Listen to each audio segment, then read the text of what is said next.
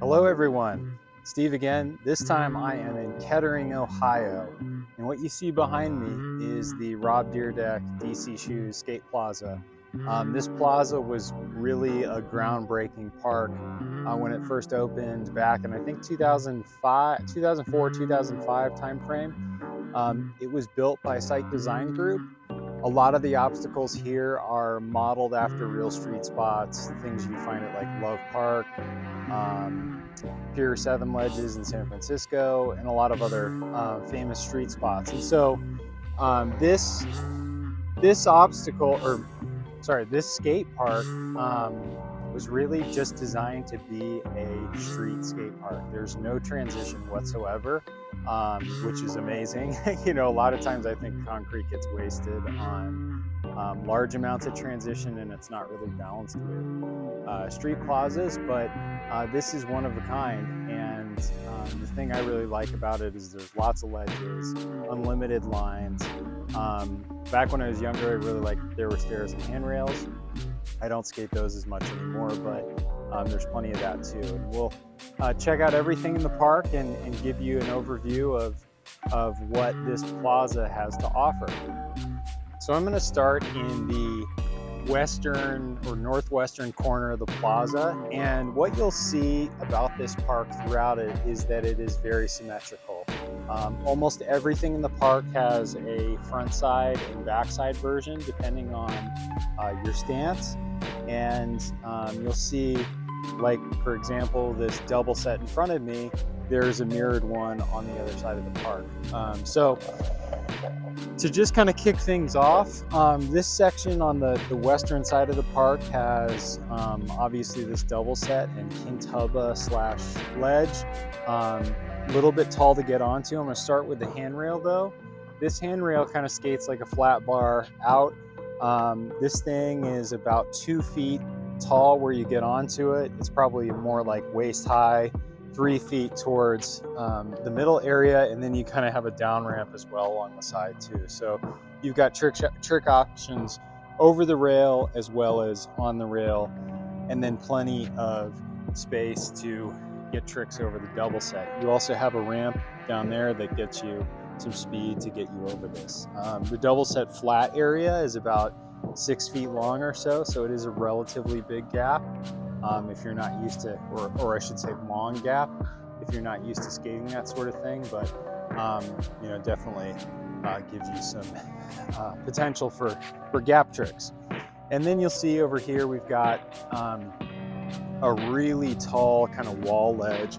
I'm not really sure that this was really intended to be something that people regularly skate, although those with pop could probably get a nose slide on it. This thing is well over 2.5 feet tall, almost pushing 3 feet tall. The whole thing itself is curved obviously and probably runs about 20 feet long. So big one to certainly skate, and I can't say I've really seen anything happen on that, but you know, it's just how it goes.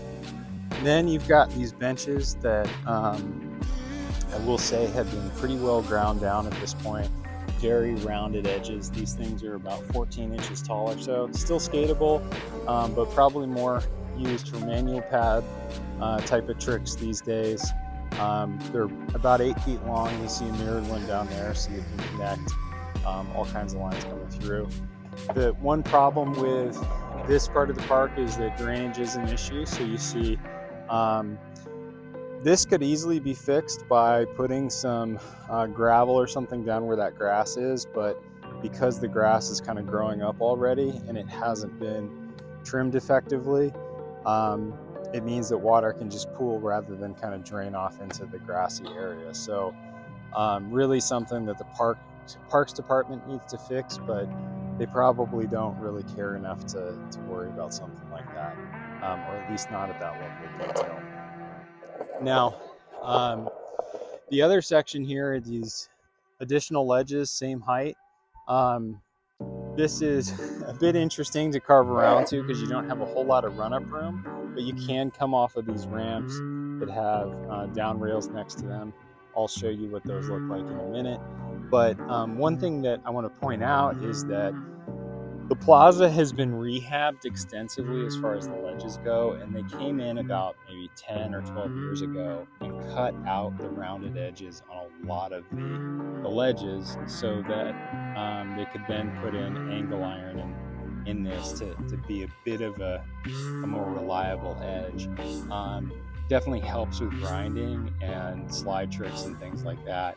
Good for skating, but it also makes it so that the skate plaza is a little bit more BMX resistant, meaning metal pegs aren't going to chunk this stuff up really, so there's less of a concern about bikers using it than maybe back when it was first opened up. All right, to kind of tie a bow on the western part of the park, you've got these symmetrical down rails that are square going down a bank, as well as these hubble ledges that have a kink to them, or you can skate them like a bump to ledge, which is far more common. These ramps are about 2.5 feet tall and will definitely kick you up high enough to get tricks on the ledges, or skate this as like a bump to bar. The only challenge with this is that the bump to bar itself is waist high, so you do have to get a fair amount of pop. Probably in retrospect, maybe some more variety in terms of these rails could have been designed, but it still is more street-like than what you'd see at a lot of other parks. The western side of the skate park does have this 9-stair square rail. This is based off of a real spot in downtown Los Angeles. You can see a lot of video footage of skaters like Heath Kirchart, Artosari, and others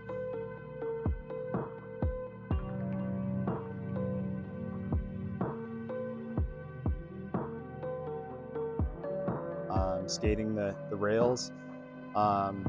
Maybe I can drop a picture in the video at some point as well to kind of illustrate this, but yeah, it's a really good rail, square rail, of course. I think square rails have kind of fallen out of fashion more recently, but yeah, it's still very much a doable handrail. Very much a regular handrail size. This rail is waist high, a bit steep, and long enough to do plenty of tricks on. And then you've got these hubble ledges that are regular street height as well. This thing is definitely waist high towards the end of it, and offers quite a bit of challenge. I don't know, based on the condition that these ledges are in, the wax is completely worn off, so I doubt that really anybody's skating these anymore, but yeah, it's definitely interesting. And then off over to the, I guess, more southern end, you can definitely see how there's that symmetrical bump to bar, bump to ledge. And then I'll loop around and show you the symmetrical double set as well. And here we have our symmetrical double set with kinked ledge and flat bar going out. All right, I'm going to move my way towards the more central part of the skate park, which is the top kind of plaza area. And you can see there's this long downslope that helps you get speed for the double sets. Again, symmetrical on the other side, and it's got hubble ledges that have been rehabbed. One over here on the left-hand side, this one's really easy to get onto. It's only about 2 feet tall or so. The other one is more regular hubba height, nice and long, about 20 feet long or so. And this one is more like 2.5, 3 feet. But both of them give you plenty of distance to really have a good look and grind and that sort of thing. Now, you can see over to my left, I've got a little bit of a kind of mini stair or lower impact area. So you got a 2-stair out ledge or ledge that goes all the way along it. You can see a square rail down over there. That square rail has a 3-stair next to it. And then this rounded ledge as well that hasn't been rehabbed but is in still really good condition and waxed up, so you can kind of get a curved ledge grind. We'll see a similar ledge on the other side.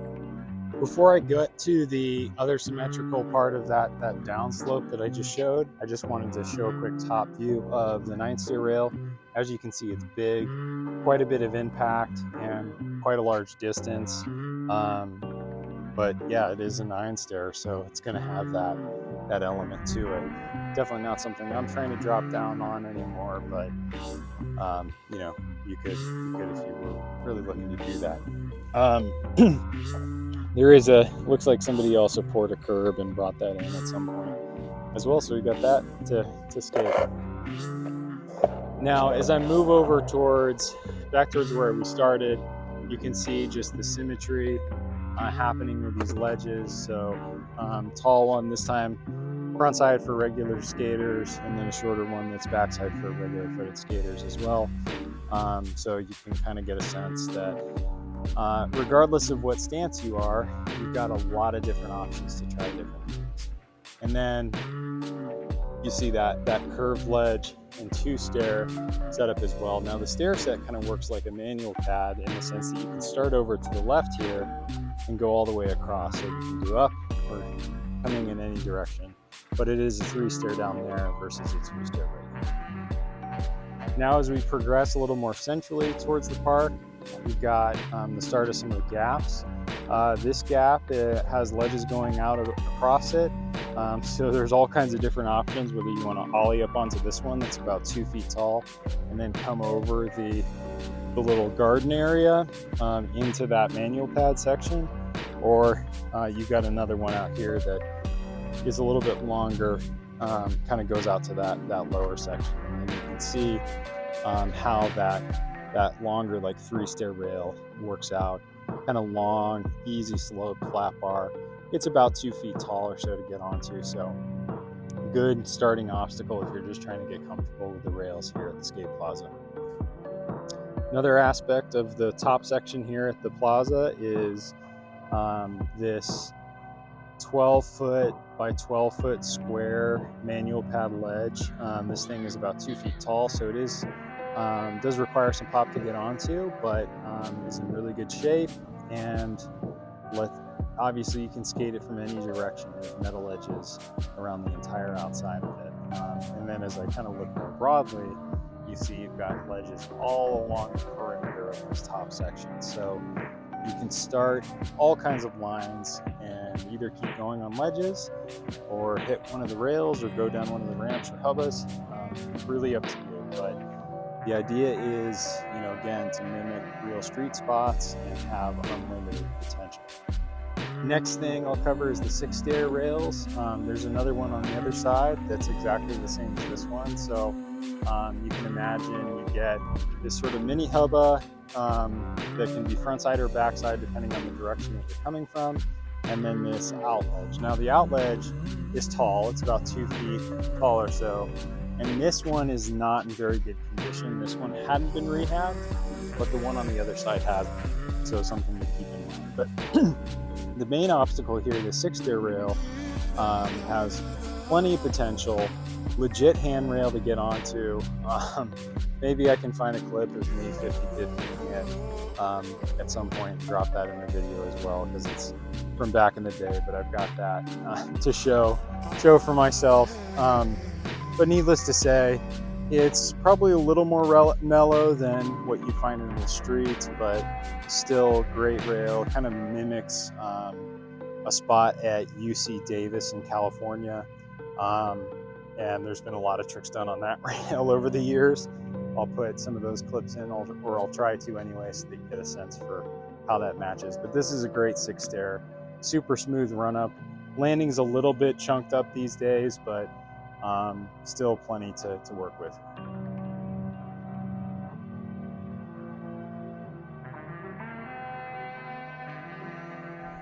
All right, now we've got these down ledges, sloped, kind of more box style, really mellow bank. These things are about 12 feet long or so and provide a ton of potential. They've both been rehabbed and have plenty of opportunity to get onto them and do all kinds of tricks, or connect them to a line coming off of the 6-stair, or coming around from the manual pads as well. So there's a lot there that is potential. All right, so next obstacle we have is Pier 7 style ledges. These go both front side and back side, depending on what direction you're coming from. And not only are there 2 sets on this side, there are 2 sets on the other side of the park. This one obviously is backside for a regular footed skater, front side for a goofy footed skater, and you see it mirrored across the end here. But you can get onto these if you're ollieing up the 2-stair or coming off of it. It doesn't really matter. These are really easy to get onto, only about 2 feet tall or so. Now I'm going to kind of take you through this outer lane of the park, and you've got these long, square, curved ledges. These have all been rehabbed, and they're designed to hit in succession as a line. Now, some of them have been skated more than others and are waxed up, but they all have kind of slightly different shapes, but they're all about the same height or so, all about 2 feet tall. And you know, it's provides you with plenty of options to link lines together. So it's really great shape, and you know, you've got other ones as well. So there's really 6 in total, all kind of lined up here to allow you to put together a nice long line. Again, a bit taller to get onto, but still a lot of fun. Now on the far eastern end of the skate park, you have this, I don't know, it's almost like kind of a partially constructed entrance and exit, and this whole thing basically allows you to kind of start a line going in the direction of the plaza or come out. There have definitely been some people who have hit this roughly 2 foot tall bank over the stair set, which is a 3-stair, and then out into the parking lot. There's a 4-stair down there as well. Now granted, this section really hasn't been maintained the way the rest of the park has been, because probably in the minds of the Parks Department, it's more of an entrance and not the main part of the skate plaza. However, it does provide plenty of options. This kind of skates like a Euro gap almost. Bump the ledge as well out over the stair set, so plenty of opportunity to get creative or just turn around and go back into the main part of the plaza. Now you have this nice long, or big long 4-stair out ledge.